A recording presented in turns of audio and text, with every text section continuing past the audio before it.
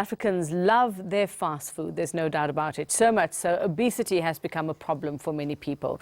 Now, Business Tech has carried out a study on some popular takeout options to figure out which is the most calorific of them all.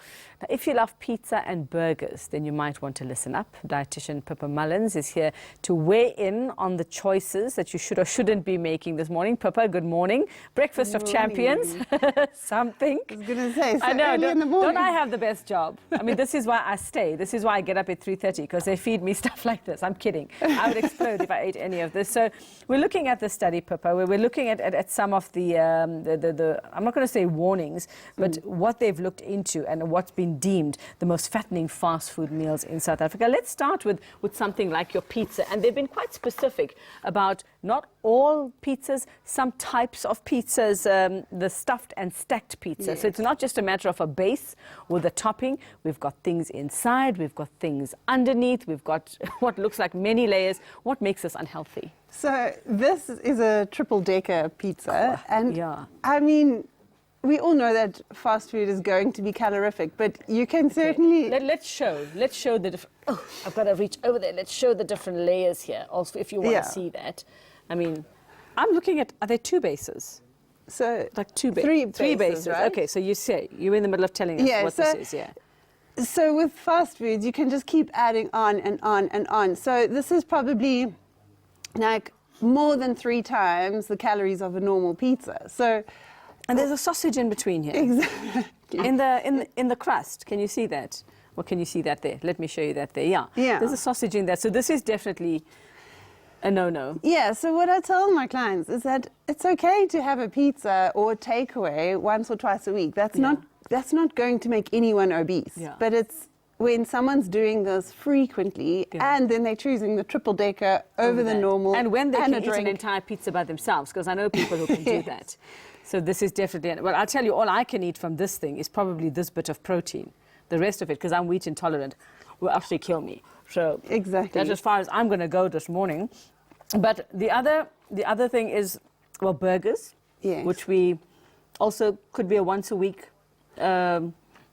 experience. I'm going to put it that way, but coupled with the fries. Yeah. So and certain types of burgers as well. So with this, this is a Mexican burger. And I often tell my clients to have a burger is actually not terrible, right? You've got a bit of lettuce, tomato, your protein and whatever. I think that's how most people actually justify it, is to say, but I'm having my veggies in there. Which is the garnish on the burger. Yeah, but it's not. But actually, most of the calories will come in from the deep-fried chips, the sugary drink. Oh, the normal the meals that actually come with that. Yeah, and then like the mayonnaise and the extra bacon and the extra patty and the extra cheese. So what I feel like everyone should know is that go out and have a burger is not the end of the world. But it's when you choose the super-sized with all the trimmings is where you just... it can totally run away from you. And of course, Pippa, if you're eating something like this at night where you're not going to be moving afterwards, also adds a whole other dimension to it. I mean, if you're not going to be doing any form of exercise, and if you don't do that at all, also doesn't help your cause. True, but most people that'll eat this burger won't go and hit the gym for an hour. No, they'll probably sit down and watch a movie and then look at this. Now, the other surprising thing on the list, I'm looking at Nando's, half chicken and wedges. We always think of Nando's as the healthier option, apart from the fact that you can drive through and you don't actually have to get out also. Yes. But Nando's, on this list, the half chicken and wedges, not so healthy, it seems. So I usually always also tell people that Nando's is generally your better option because it's flame grilled and there's not like the mayo and the bacon and the melted cheese and that. But then, of course, it does come with the side serving of wedges. So that is what also throws the calories up quite a lot. But, you know, if someone went and had, for example, a quarter chicken with a small thing of fries, it's not the end of the world. But to have the quarter chicken with, say, the...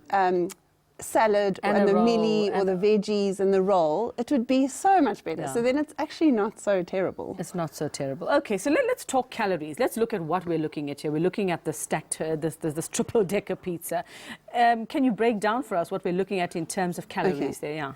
Okay, so, you know, and I think so many people assume that the starch or the carbs are the terrible part. Yeah. But yes, they're white starches and it's not amazing, but cheese is on 3 layers. There's a fatty sausage in the middle. There's fatty toppings. I think there's bacon and, I mean, yeah. So It's quite stacked. yes. And it's really just, it's tripling up what was already not great on that pizza. Yeah. So in terms yeah. of calories, you're looking at about per slice, if we had to look, or you want to look at the entire Okay, so I know for the whole pizza it's about 20,000 kilojoules. Okay.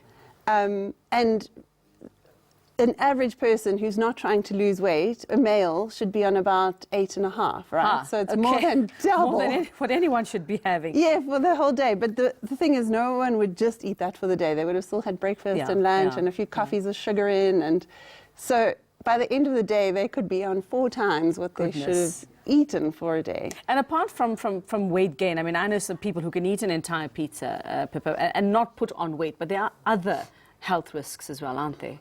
Yes. Well, so I don't believe there's one bad food in the world or like there's a list of bad versus good foods. And I think if someone's eaten pretty well during the week and they have a pizza on a Sunday night, I don't think they will gain weight in that week. Yeah. But it's a problem because most people say sort of skip breakfast, then grab a coffee and a muffin and then canteen for lunch and another takeaway for dinner. Is skipping meals. But I also want to ask you very quickly, we have a lot of them coming out with so-called healthy options. We're looking at maybe the carb-free version of something or the gluten-free version of something or something that doesn't have the sugar. Yes. Does that make it any better? So generally the calories between, say, for example, a banting base or a gluten-free base and a normal base is actually not that different.